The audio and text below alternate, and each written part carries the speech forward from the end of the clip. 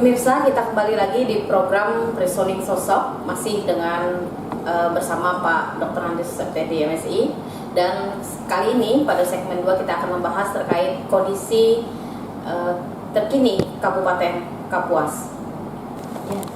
Pak Sekda, kita berlanjut di segmen 2. Kita akan melihat dan ingin menanyakan berhubungan dengan kondisi di Kabupaten Kapuas saat ini. Bagaimana pelayanan kepada masyarakat, Pak, di Kabupaten Kapuas saat ini? Ya, pelayanan di Kabupaten Kapuas saya kira sangat bagus.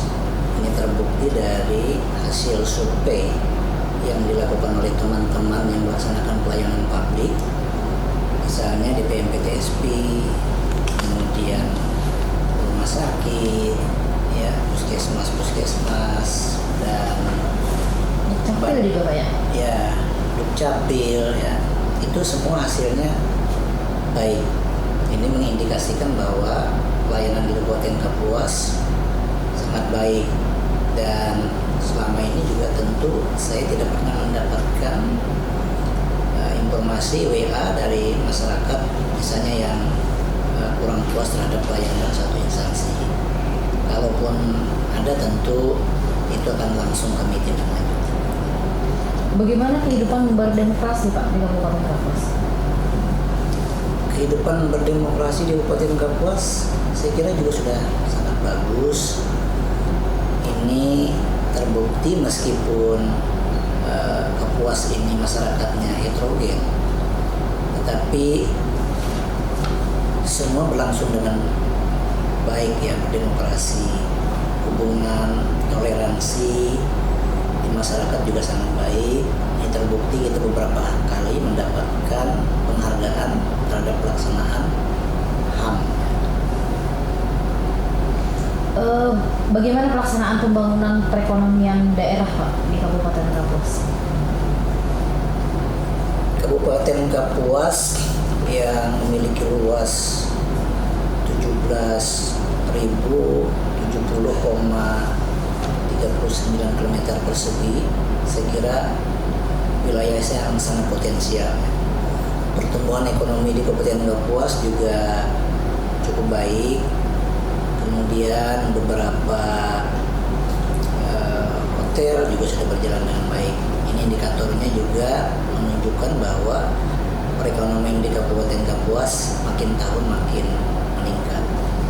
Dan Kabupaten Kapuas saya optimis ke depan akan terus meningkat perekonomiannya.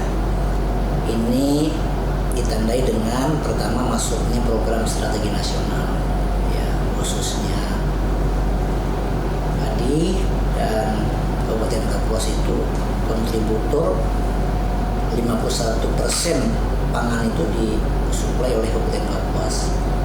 Di samping beras, kita juga menghasilkan semangka, ya, dan ini sangat potensial di Kabupaten Kapuas ini untuk semangka. Nah, di sisi lain saya meyakini perekonomian Kabupaten Kapuas ini juga semakin meningkat ke depan karena posisi atau letak geografis kita. Kita berdekatan dengan ibu kota Kalimantan Selatan, ya, Banjarmasin, yang kemudian pindah ke Banjarbaru. Ya, menurut saya orbitasinya tidak terlalu jauh. Jadi kita punya potensi untuk menarik orang-orang yang ada di Kalimantan Selatan bisa ke Kapuas. Misalnya saja yang menarik itu adalah misalnya kita bisa membuat restoran susur sungai. Ya, seperti di beberapa negara luar itu kan orang bisa menikmati makan sambil kapalnya berjalan, menikmati sungai Kapuas yang besar. Ini potensial untuk menarik wisatawan domestik maupun wisatawan luar. Apalagi Kapuas dikenal sebagai kota air, Pak, ya? Kota air, ya. Bisa dengan kondisi sungai yang banyak, luas, menjadi potensi di sini. Ya, kita Kapuas ini menurut saya bisa menarik, ya, menjadi destinasi wisata yang menarik. Saya pernah punya ide dengan teman-teman, kalau kita lihat di luar negeri itu kan ada yang loncat indah gitu, ya, di sungai yang besar. Nah, kenapa misalnya sungai Kapuas itu kita tidak bikin saja event itu? Apalagi luas di sini Ya, kondisi sungai. tetapi harus disurvei dulu lah tingkat kedalamannya ya. Kalau itu bisa dilakukan, saya kira luar biasa menarik gitu bagi wisatawan dalam negeri maupun luar negeri ya. Menyelenggarakan event loncat indah di tengah Sungai Kapuas misalnya ya. Itu Belum ada Pak ya? Belum ada dilakukan. di sekitar sini. Iya, saya menantang teman-teman, tetapi saya bilang ya survei dulu lah.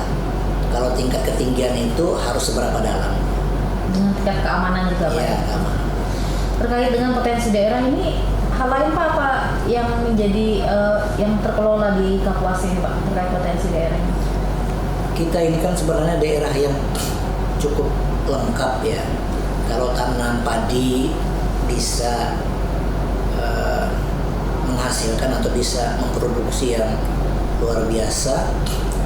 Ada yang per hektarnya bisa 8 sampai 9 ton per hektar. Itu kan potensi yang luar biasa ya untuk padi. Nah, perkebunan juga luar biasa. Ya, sebenarnya ada lahannya, tanahnya potensial. Bukan hanya untuk padi tapi juga untuk perkebunan. Di samping itu di beberapa daerah juga ada yang potensial untuk pertambangan. Ini menurut saya wilayah Kabupaten Kapuas sangat potensial untuk dikembangkan ke depan, dan kami meyakini kalau ini dikelola dengan baik tentu akan berdampak kepada masyarakat Kabupaten Kapuas, sehingga tingkat kehidupan dan perekonomian di Kabupaten Kapuas juga akan makin meningkat.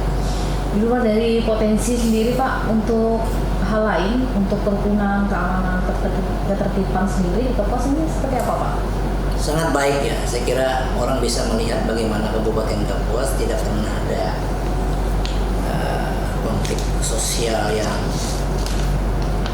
luar biasa, tidak pernah terjadi konflik vertikal gitu ya, tidak pernah kita terdengar di Kabupaten Kapuas. Rukun dalam Ya, satu atap rumah betang Pak ya? Rumah betang. Pak, bagaimana hubungan antara pemerintah pusat, provinsi, dan Kabupaten Kapuas sendiri saat ini Pak? Ya, kita memahami ya bahwa saat ini kan di pemerintahan itu ada namanya tugas dekonsentrasi, kemudian desentralisasi, dan tugas pembantuan. Ini sudah jelas dalam undang-undang, dan kita memahami betul bagaimana pembagian tugas kabupaten, provinsi, pemerintah pusat. Dan sampai dengan saat ini ya kita memahami lah terkait dengan pembagian tugas antara pusat, provinsi, dan kabupaten. Memang ke depan ya kami berharap bahwa pembagian tugas ini tentu juga harus melihat kondisi di lapangan. Misalnya saja ketika di Undang-Undang 23 2014 menyatakan ada pembagian tugas konkuren. Pembagian tugas konkuren itu kan artinya pembagian tugas berdasarkan manfaat kemudian dampak yang dihadapi gitu. Misalnya saja Galianci. Menurut saya karena dampaknya, manfaatnya khususnya pasir sungai itu lebih banyak dirasakan oleh masyarakat kabupaten. Idealnya menurut saya kewenangan itu harusnya didelegasikan saja, diserahkan saja kepada pemerintah kabupaten kota, termasuk perizinannya ya, sehingga kebutuhan untuk pasir ya, terutama untuk pembangunan itu tidak terlalu pengurusannya tidak terlalu memudahkan masyarakat berusaha gitu juga Pak ya. Saat ini selain kesibukan Bapak di Sekretariat Daerah Kabupaten Kapuas, apa kegiatan Bapak selain itu Pak? Ya, saya akhir-akhir ini diminta teman-teman untuk menjadi penanggung jawab futsal, dan menurut saya anak-anak di Kabupaten Kapuas ini anak-anak yang luar biasa, punya bakat, punya kemauan yang tinggi.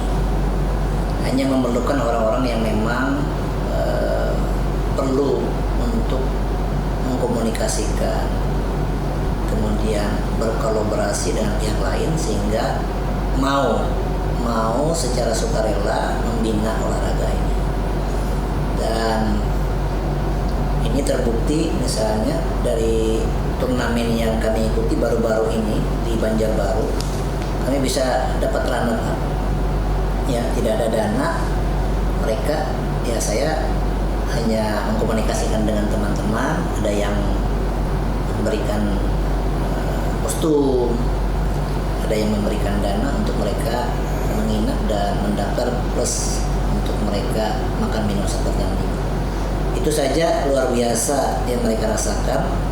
Mereka mendapat perhatian sehingga prestasinya bisa mereka dapatkan menjadi runner up lah, berhadapan dengan tim Kalsel yang luar biasa yang sudah berpengalaman Pak ya, udah ya.